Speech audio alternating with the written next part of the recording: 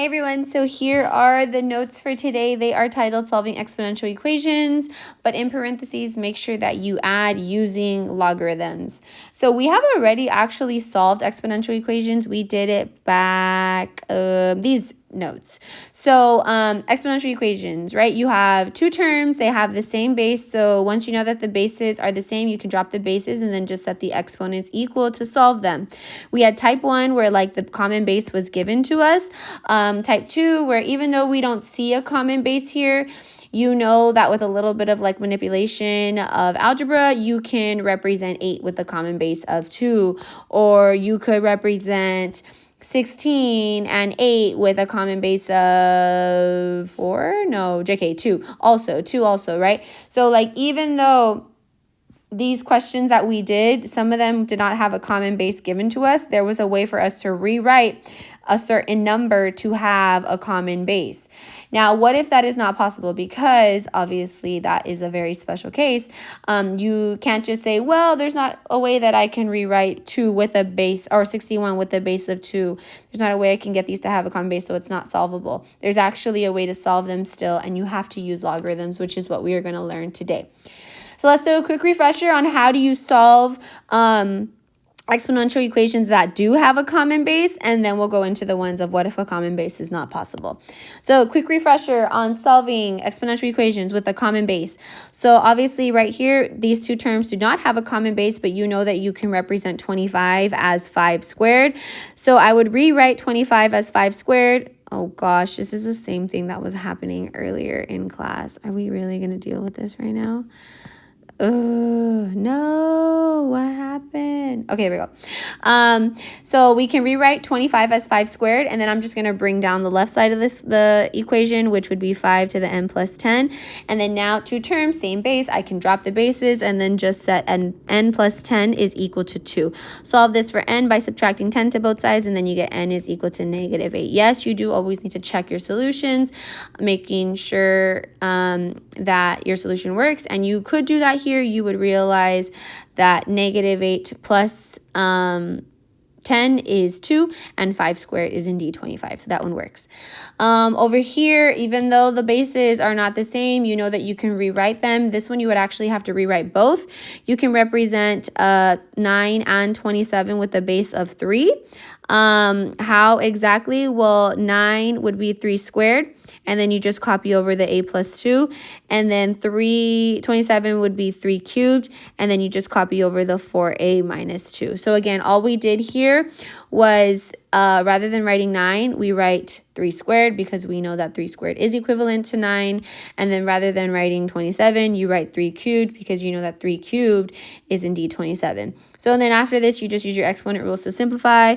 You end up getting 2a plus 4 is equal to 12a minus 6. 12a, sorry. Minus 6, and then you just move your variables to one side, numbers to the other. In this case, I can move like this over here to the right, which means I would move my numbers to the left. This would simplify out to 0. This would simplify out to 0. So then you would get 10 is equal to 10a. Divide both sides by 10, and then you get a is equal to 1. Okay, so those are the ones that we did before, solving exponential equations using a common base. So like I said, this is what we're going to talk about today. What if a common base is not possible? Well, these are the 4 steps that this worksheet wants you to solve. I'm going to be honest with you, I don't really do this. I was looking through it as I was reading through it right now, and like I don't normally do these steps. I definitely will still have you guys do step 1, but step 2 and 3 will be a little bit different. I'll show you guys the way that I'm going to have you all do it. And then, yes, you always do still need to solve and check for extraneous solutions. With these, because you're not going to be working with like nice, pretty numbers anymore, rounded answers may not produce the exact same answer, but they will be very close. So you can still always check them. Like I said, they'll probably just be off by a little bit. For these, since we will be approximating, you will also need a calculator. I don't have a scientific calculator here with me, so I'll just be using Desmos, but you all can use the calculators from in class when you guys practice the rest of these on Thursday in class. So here we go. Solving this exponential equation. We have 2 to the x is equal to 61. like I said, this case, you cannot get a common base. There's no way for me to represent 61 with a base of 2. So this is the way you're going to solve these. You're going to first isolate the exponential expression. In this case, my exponential expression is isolated. It's on one side of the equal sign. So what you're going to go ahead and do here is you're going to rewrite this into logarithmic form.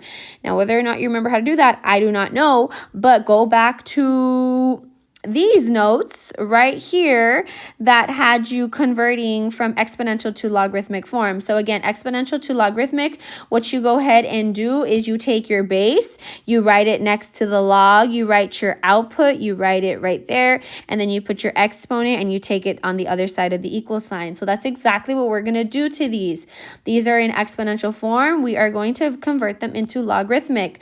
So what is my base here? It's 2. So this will be the log of base 2, log base 2 of 61 is equal to x. Okay, so I took my base, a little too thick. I took my base and I put it there. I took my output and I put it there. And then I took my exponent and I put it there. So this is just converting from exponential into logarithmic. Now, from here, what is log base 2 of 61? Well, that you can type that in directly onto your calculator, and it'll give you a number. Log base 2 of 61, it's going to be a number. It's just not going to be a pretty one. If you have a fancy calculator that you can change the base, then you can type it in directly like this, log base 2 of 61. If you do not have a calculator where you can change the base, if you only have the ones that it only lets you put log without your own base, the one they only let you use the button where it's implied to be 10, then you would have to use the change of base formula here, which again, you also learned that first time right here, the change of base formula. How do you evaluate these? You just take the log of the top number divided by the log of the base. So in this case, I'll show you guys both situations so that you can see that we get the same exact thing. So on Desmos, it does allow you to change the log, so the log base. So I'm literally going to go ahead and just type log. And like I said, I want to go ahead and change the base. So at the bottom, there's this B button. It's next to the 1, 2, 3. I wish I could point for you guys, but I can't. I'm going to go ahead and add that. And if you notice there, it did like a little subscript. Again, it's on the bottom left hand next to the 1, 2, 3 button. It says A to the B. Like I said, I wish I could point it to you guys, but I can't. But anyways, I could change that. So that kind of allows me to add a 2. So it'll be log base 2. Go ahead and just move it up. And then of what number was it again? Of 61. And then Desmos goes ahead and approximates log base 2 of 61 is approximately 5.9307. So that is what the value of x is. X will be equal to 5.9307.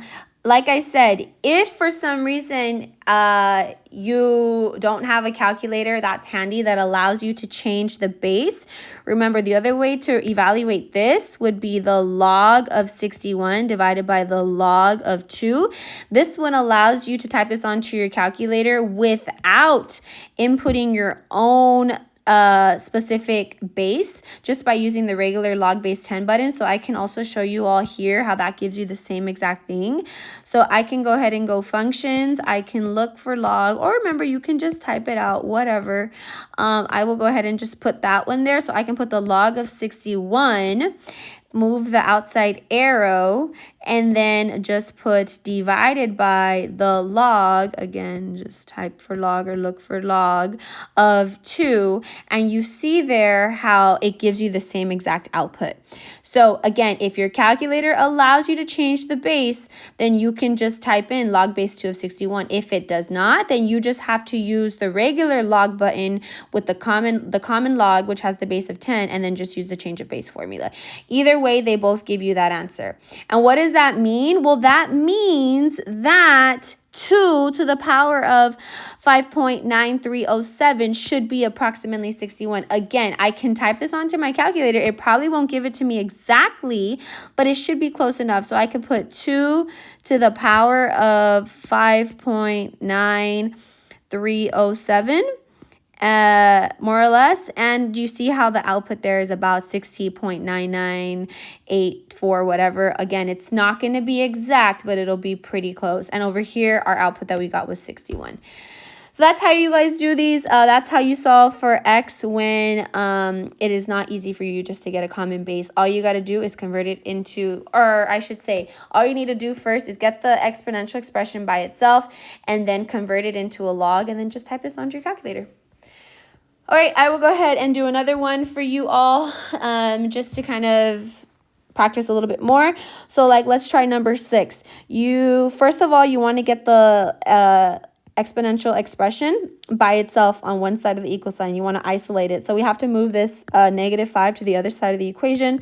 Let's do that by adding 5 to both sides. This eliminates out. Oh no, here we go again. Here we go again. The same thing that was happening in class. Let me just exit out of it and open it again. There we go. Let's go ahead and add 5 to both sides. So then we get 4 to the 3w is equal to 8. And then here, actually, this one, you can get a common log because between 4 and 8, you actually can represent 4 and 8 with a common log. A common base. So this one, you don't actually have to use logs, but I can go ahead and show you just because we're going to practice the logs so that you can see. So here, what you would need to go ahead and do, I don't know why they included this problem in here. This is actually kind of bothering me now because you don't need to use logs, but let's just do it so I can show you. So here, it would be the log of my base, which is 4, of my output, which is 8, is equal to 3w. And then let's just go ahead and evaluate what is log base 4 of 8. So go onto your calculators and type in log. Oh, look there's also another log button right here next to log. You see how there's like that first 3 row that says exp and then ln and then log, and then right under the exp button there's the log base a. So you can type that one and it looks like that one automatically lets you change the base. So log base, what was it again? I forgot. Log base 4 of 8. So you can put log base 4 of 8. That gives you approximately 1.5. So over here, rather than writing log base 4 of 8, you can go ahead and just put 1.5 is equal to 3w. And then to solve for w, you just have to divide both sides by 3. So just put 1.5 divided by 3 onto your calculator, which would be 1.5 divided by 3 is 0.5. So your value for w there would be 0.5. Like I said, though, this one you didn't even really have to use a log because is there a way to represent 4 and 8 with a common log? I mean, a common base? It is. It would be 2, right? So that would be 2 squared raised to the 3w is equal to 2 to the 3rd. This would be 2 to the 6w is equal to 2 to the 3rd. Now they have a common base, so it would just be 6w is equal to 3. Divide both sides by 6. 3 divided by 6 is 0.5. So either way, you get the same answer, but this way is using a common base. This way is using logs. But hey, that's actually a good example to show you how it's the same exact thing. It's another way to solve. Anyway, hopefully that didn't confuse you. Let's see, is there another one on here that maybe you all will need help with? Number 5, again, you just want to get the 7n by itself. So just divide both sides by 4. That would be 7 to the n is equal to 148 divided by 4 is 37. So here, is there a way to represent 7 and 37 with a common base? There is not, so you would need to change that to log base 7 of 37 is equal to n. And then just type in log base 7 of 37 onto your calculator. And then that'll give you your approximation of n. I think this one ends up giving you, I have no idea. Let's see. Log base 7 of 37 is what? 1.855? 556. So n is equal to 1.8556. That's my value of n there. Okay, and again, you can always check it. And yes, you are expected to check. All of these do work so far. I didn't check them, but you should. Again, how do you check? You just substitute in right there. Okay, let's see here. Are there any on the back side that I can look at right away and see? Maybe you guys need some help with, because it might confuse you.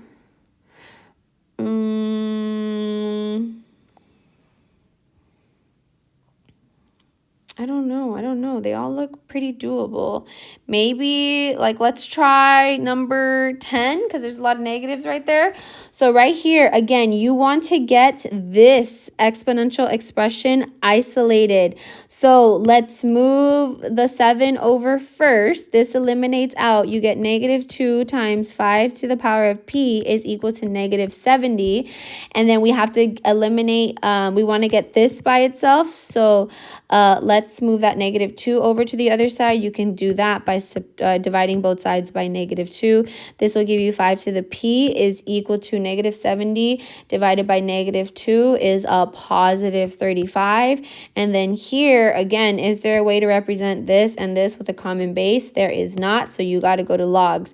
So this will be the log base 5 of 35 is equal to p.